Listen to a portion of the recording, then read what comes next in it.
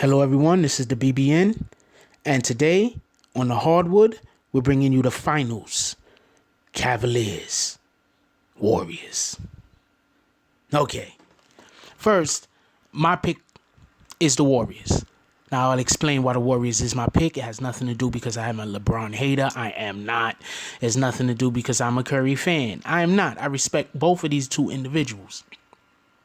And even in the aspect as if I was a fan of either which one, I can definitely be non-biased. My favorite team is the Knicks. Right now, it's not even... So, I'm not for or against any of these guys. I'm also going to be doing a video explaining why it will be in Durant's best interest to come to the East, whichever team he chooses, but to come to the East. And that's just for anybody that's listening to this, so you can keep a lookout. If you haven't seen it already and it's up, you should take a gander at it. It might be interesting. But you have LeBron James, who some people like to say is arguably the best basketball player ever in the history of basketball after Michael Jordan. And I don't think so, because not for nothing, Michael Jordan is a great basketball player, as we all know. But I think that people like Wilt should get more, acknowledgement. A lot of people, he might not get the credibility that he deserved due to the fact that he was so tall and due to the fact that he did it in an era other than this one. But people like Wilt, they should get more publicity as far as, mentions, as far as when you're talking about the greatest players of all time. Absolutely, Magic Johnson should get, like 5 rings. And he couldn't even play an entire career due to illness. He had 5 rings in 1 decade. He had 5 rings, 1 decade. Okay, so he should get. And Bill Russell should also get a really good mention. He has 13 rings. He was on 13 championship teams. He wasn't a prolific scorer, and offense gets the girls. So it is what it is. But you have Mr. LeBron James, who is a really good player. He is top 10 easy. Top 10 easy. But he came through in a messed up era. He came through the era of parity. Yes, not parody, parity. All teams seems to be on par with all other teams. You have too much dilution in the NBA. When people talk about the NBA in the 90s and in the 80s and in this generation that we're in right now, people like to say it was better back in the good old days for this reason and for that reason and for this reason and for that reason. When in reality, they don't understand the reason in which why it was better, because there was less teams and each team had more talent. Now that you have more teams, as the number of teams that they have, teams are more diluted. The Bird, what did he play with? About 4 All-Stars, and at the same time he played with 4 All-Stars. You had Magic out there with 4 other All-Stars, and at the same time they played with 4 All-Stars. You had a stacked team in Chicago. You had a stacked team in Detroit. Really? Stacked. How long were the Sixers good? I mean, they only won in 83, but they swept in 83.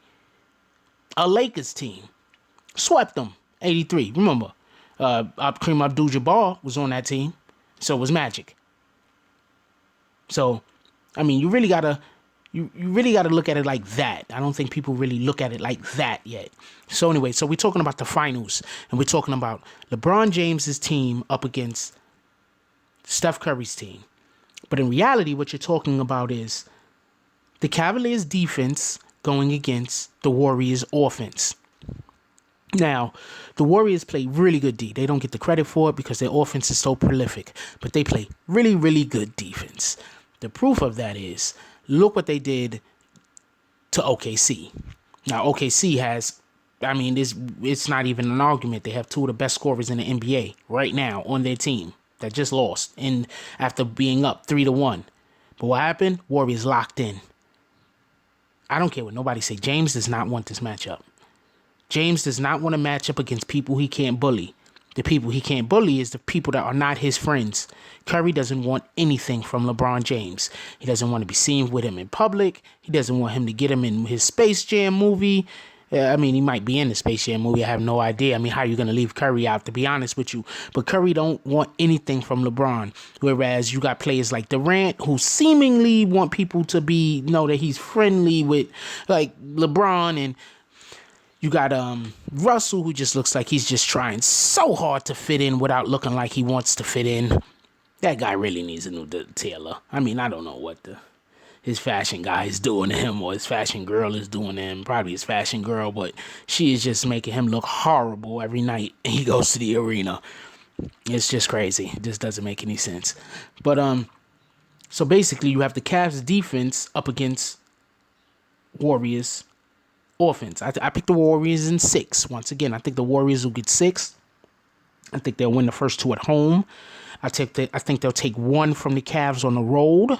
And then out of the next 2 games, I think that they'll win the last one. I think that it's going to go. The Warriors are going to win the first 2. The Cavs will win the third one. The Warriors will win after that. The Cavs will win after that. And then the Warriors will win that next game. Because LeBron James is just too good to not get 2. He's too good to not get 2. And then for everybody that's saying LeBron James has to play better. LeBron James played lights out last year. Last year, LeBron James played lights out. LeBron James did not play bad. He just didn't have any help. He had 2 guys that was injured, and Kyrie and Love. He had 2 guys that was injured. He had another guy that was on the court all day long that can't play defense, in JR. He had another guy in Shump who plays really good defense, but for some strange reason, they did not want to put him on Curry. I was screaming at my TV. Why is Shump not on Curry? I don't even want those guys to win, but I'm like, why is Shump not on Curry? Shump should be on Curry. I would open the game with Shump starting and have him on Curry, just so Curry can't get off to a good start, and saying, Shump, this is what we're going to do. When we're on offense, you're just going to run around and have him chase you. When we go on defense, you stay with him. There are no switches. When they try to switch, you fighting through the screens. That's it. That's it. We're going to take our most athletic, physical defender, and we're going to use up 3 fouls in the first quarter so we could get ahead. That's what we're going to do. Look right at Shump. That's your job. You're not trying to get the fouls, but you're going to stay on that line. That line that is a foul or not a foul, I want to see you tiptoeing across that line. You got 3 fouls first quarter. I'm not taking you out until you get your 3rd foul. Then, if you do get 3 fouls, we're gonna keep you out the second quarter. We're gonna bring you in for the 3rd. In the 3rd quarter, you'll stay in for 1 foul. After that, you got 2 fouls for the 4th quarter. That's it. We are not gonna let Curry beat us. If Curry beats us, he's going to have to bust our ass. That would be what I'd be telling him. Right there. That's it. Everybody else, y'all just make sure that y'all chase him back. I don't understand this. A pick and roll, you chase the guy. The guy's trying to do a pick and roll. Your man is picking. You chase him back around the other side of the screen. That's it. It's not always so simple and easy as I'm making it sound, but that is the concept of playing a pick and roll defense appropriately. You chase the guy back. You jump out over the top. You chase the guy back. That's it. That's it.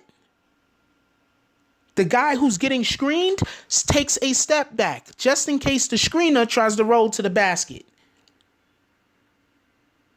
You bump him so the man that stepped over the top to chase him back can get back and you can step back up. That's it. That's the defense that needs to be practiced by these NBA players that I don't understand. It's just not being. The guy comes up, they just allow the switch. The guy comes up, they just allow the switch. How did OKC think that Ibaka was going to be able to guard, or Adams was going to be able to guard Curry on the 3-point line? Whose idea was that to switch? They just gave the game away. Whose idea was that to switch? That was just bad coaching. It was just bad coaching. Now, as far as the biggest problem that the Cavs is going to have is that they really didn't have a tough road to the finals. They didn't. This is the same problem they had last year. They didn't have enough diversity in the teams in which they played that played in enough different manners to get them ready. Okay, I was just having a conversation with somebody recently about boxing, and they didn't know what lead-up fights were for. Okay, let's say me and you, we're going to say that we're going to box in December. Right now, it's, June. We're going to box in December, right? It's June 1st today. We're going to box on December 23rd, right? But before December 23rd, we're going to have 2 lead-up fights.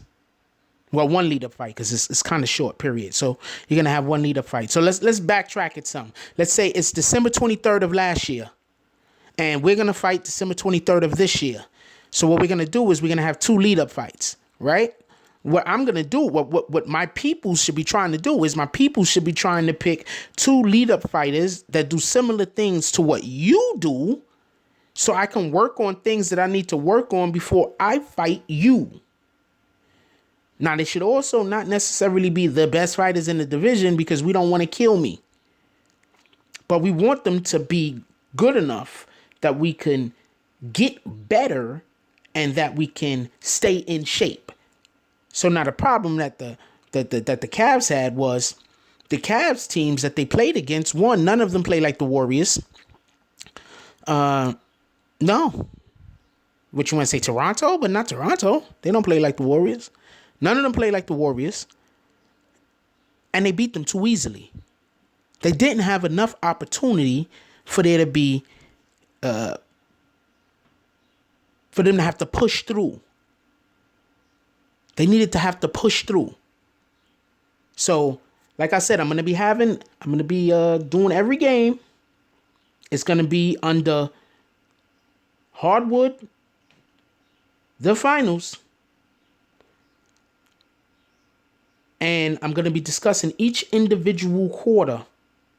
I'm going to give like 2-3 minutes to one quarter, 2-3 minutes to the next quarter, 2-3 minutes to the next quarter, 2-3 minutes to the last quarter.